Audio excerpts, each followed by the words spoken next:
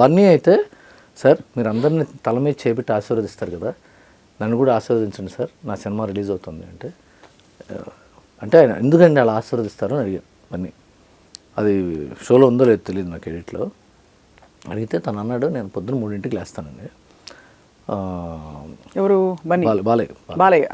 3ంటికి లేస్తాను, ఎన్నో పూజలు చేస్తాను, మంత్రోపదేశం ఉంది నాకు, కొన్ని శ్లోకాలు చెప్పుకుని స్తోత్రాలు. సరే నాకు తెలియకుండా పూజ గదిలో 2-3 గంటలు కూర్చుంటే, షూటింగ్ లేకపోతే 3 గంటల పూజ, షూటింగ్ ఉంటే 2 hours పూజ. రోజు లేస్తారండి 3 గంటలు? 3 గంటలకి లేస్తారండి. అప్పుడే ప్రపంచం నిద్రపోవడానికి ఉపక్రమిస్తుంటుంది హైదరాబాద్. 2:30 పడుకుంటుంది హైదరాబాద్ మొత్తం కలిపితే.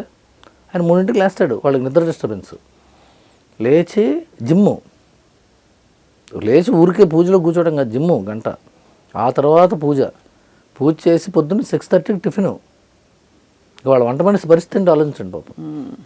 ఈ చలికాలం కూడా లేదు, షూటింగ్ ఉంటే ఎన్నింటికి షూటింగ్ అంటాడు ఆయన, 9 ఓకే, నేను 7కి వచ్చేస్తాను. నేను 7 కాదండి, 9 అంటే 8:30, నేను 7కి వస్తాను. ఎందుకంటే ఇంట్లో